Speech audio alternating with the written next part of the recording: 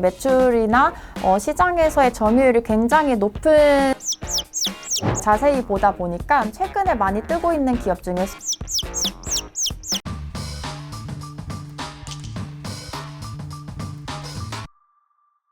사실 그 한국 분들이 미국 주식하면 딱 떠오르는 거는 뭐 테슬라, 애플, 뭐 구글 이런 기술주에 좀 많이 국한이 됐단 말이죠. 그래서 기술주에 관심들이 많으신 것 같아요. 근데 기술주가 지금 뭐 메타도 굉장히 많이 주가가 떨어졌죠. 그리고 방금 말씀드린 대로 구글도 그렇고요. 테슬라도 주가 많이 떨어졌고요. 근데 기술주들이 이렇게 계속 떨어져서 아주 많이 떨어지는, 그러니까 시장 수익률보다 하회되면 그러면 이제 그거의 바닥이 아니냐, 이렇게 분석을 하시는 분들이 지금 굉장히 많던데요. 뭐 이거 뭐 전체 증시를 예측하기는 굉장히 어렵지만 어떻게 보시는지 궁금하거든요. 일단 저희가 흔히 얘기하는 애플, 마이크로소프트, 구글, 아마존까지는 같이 묶이는 걸 제가 이해를 해요. 하지만 테슬라와 메타는 좀 얘네랑 구분이 돼야 되지 않나 이렇게 생각을 하는데요. 우선 첫 번째로 테슬라와 메타는 현금 흐름이나 현금성 자산 규모로 봤을 때 이들 넷과 굉장히 크게 구분이 되고요. 또 이제 코로나 때문에 유동성 장세에서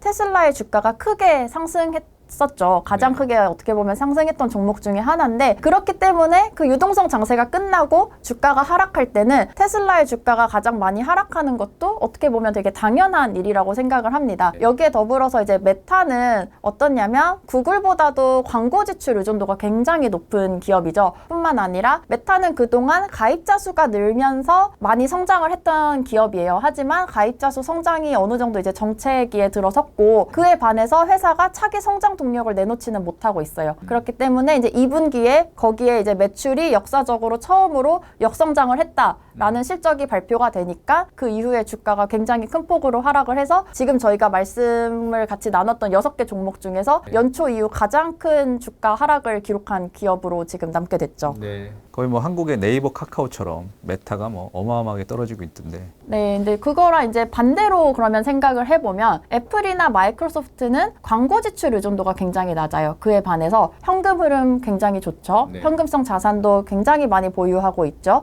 또 지금 회사가 하고 있는 사업을 생각을 해도 굉장히 안정적인 사업들이에요. 그러면서도 앞으로 우리가 어떻게 돈을 벌겠다라는 어떤 로드맵이 좀 사람들에게 많이 인식이 되어 있는 기업입니다. 그래서 이 회사들은 이들 기업 중에서 주가가 상대적으로는 안정적이다. 뭐 네. 하락을 안 하진 않았죠. 두 자릿수 하락을 기록을 했지만 그래도 안정적인 이유가 거기에 있다라고 말씀드리고 싶습니다. 메타, 테슬라와 마이크로소프트, 구글, 애플을 비슷하게 보지 마라. 네. 더 좋게 보시는 거네요, 그러니까. 네, 저는 이제 방금 말씀하셨던 이제 종목들 중에서는 제가 이제 보고서 비중도 아무래도 마이크로소프트랑 애플을 좀 더 많이 쓰고 있습니다. 그러면 이렇게 한번 질문을 드려볼게요.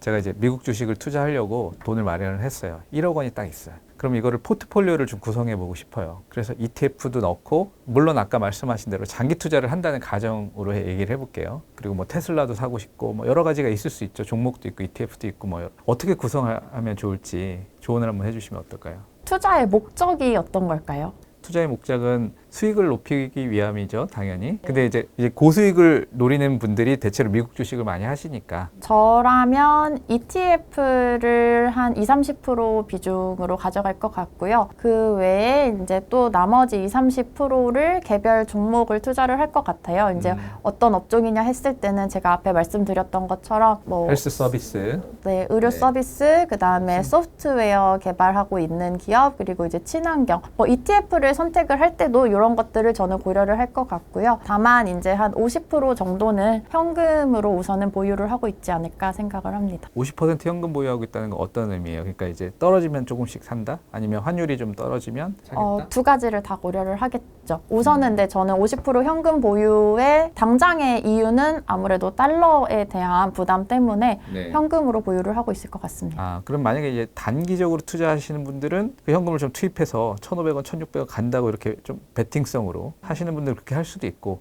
네. 근데 이제 장기적으로 이걸 투자한다 이러면은 좀 환율이 좀 부담스러운 구간이니까 좀 현금 보유를 좀 늘리고 일부만 좀 투자하는 게 낫겠다, 이렇게 이해하면 될까요? 네, 맞습니다.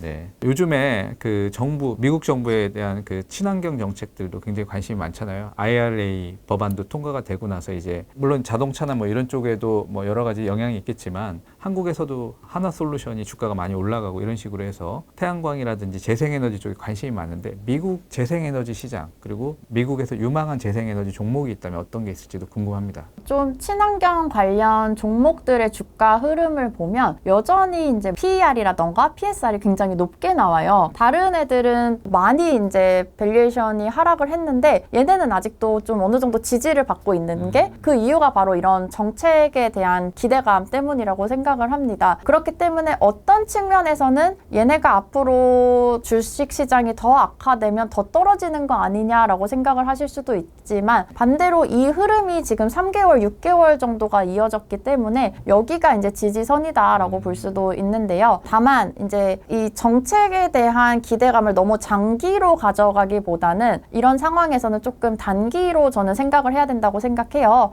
그렇게 봤을 때 이미 매출이 잘 나오고 있는 기업들을 저는 위주로 봐야 된다고 생각을 하고 또 이제 에너지원도 굉장히 다양하죠. 그래서 앞으로 팔리기 시작할 거보다는 이미 많이 사용이 되고 있는 에너지원 그렇게 봤을 때는 저는 태양광을 우선시 보는 게 좋지 않을까 생각을 하고 있습니다. 태양광 꽤 됐죠. 그 시장에 관심이 높아진 지가. 그래서 밸류에이션이 이미 많이 올라갔는데도 불구하고 그러니까 이제 PER이 지금 굉장히 높은 편이잖아요. 근데 그럼에도 불구하고 더 올라갈 여지가 있다. 이렇게 보시는 거네요. 지금 PER이 물론 다른 뭐 테마나 업종과 비교해서는 높지만 그래도 이게 아예 적자가 나고 있는 업종은 아니고요. 아닌 기업들이 굉장히 많아요. 이미 흑자 전환한 기업들도 있고 이 정도 멀티플을 좀 유지할 수 있지 않을까. 아무래도 장기 성장성이 굉장히 높게 평가되고 있는 테마다 보니까 그렇게 보고 있고요. 태양광 시장이 그리고 이 균등화 발전 비용이라는 게 있어요. 에너지원별로 같은 양의 에너지를 발생시키기 위해서 발전하기 위해서 얼마만큼의 비용이 드는가 이게 이제 경제성을 평가를 하는 거죠.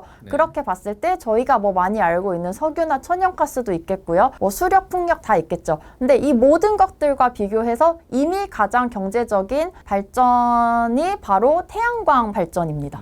태양광 발전 안에서 그러면 유망한 종목이 있다면 몇 가지만 꼽아주시면 좋을 것 같아요. 네, 이제 기존에 이제 태양광 어떤 이제 밸류 체인을 봤을 때 매출이나 시장에서의 점유율이 굉장히 높은 기업 중에 하나가 인페이즈 에너지라고 티커는 ENPH고요. 태양광 인버터를 생산하는 기업이 있는데 제가 이 인버터 시장을 조금 더 이제 자세히 보다 보니까 최근에 많이 뜨고 있는 기업 중에 솔라엣지 테크놀로지스라는 기업이 있어요. 이 회사의 티커는 SEDG고요. 이 회사가 인페이즈 에너지와 어떻게 다른가를 보다 보면 이 회사가 굉장히 좀 매력적이라고 저는 보여지는데요. 우선 인버터가 뭐를 하는지부터 아셔야 돼요.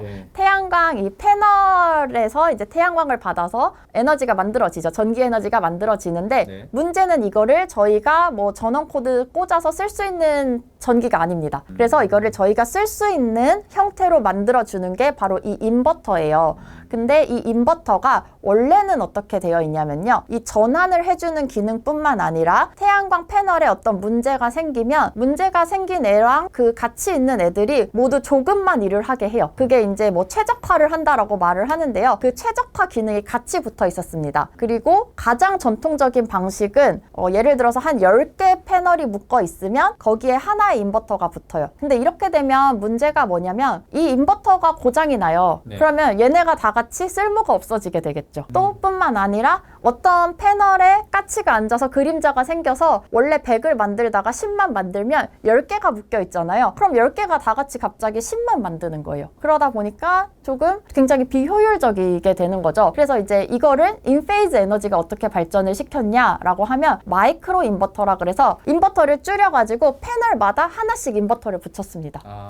그렇게 되면 한 패널이 당연히 각자 일을 최대한으로 하게 되고요. 근데 이렇게 되면 인버터 개수가 갑자기 기하급수적으로 늘어나죠. 그러겠네요. 최소 뭐 제가 10개에다 하나 붙인다라고 했을 때 10개가 들어가는 거잖아요. 그러다 보니까 처음 초기 설치 비용이 너무 많이 들고요. 인버터가 고장이 하나가 나면 그걸 바꿔줘야 되는데 10개가 들어갔기 때문에 고장이 발생하는 개수도 10배로 늘어난 셈이죠. 그래서 이거를 또 다시 어떻게 해결을 해볼까 해서 나온 게 바로 솔라엣지 테크놀로지스인데요. 얘는 제가 아까 아까 말씀드렸던 이 전환하는 인버팅 기능이랑 그 최적화를 시켜주는 옵티마이저의 기능을 분리를 시켰어요. 그렇게 해서 최적화하는 애들을 패널마다 붙입니다. 그렇기 때문에 한 패널에 문제가 생겨도 나머지 패널은 자기의 최대한으로 일을 하고요. 하지만 이 10개에서 모여진 에너지를 전기 에너지가 하나의 인버터에서 전환을 시켜주기 때문에 비용이 일단 인페이즈 에너지와 비교했을 때 저렴해지고요. 관리도 수월해지는 효과가 있습니다. 그러니까 직접 태양광 발전 회사가 아니라 이 회사들은 태양광에 들어가는 하나의 부품들을 만드는 회사인데 직접 그 발전보다도 오히려 더 수익성도 좋고 성장 가능성도 높다는 말씀이시네요.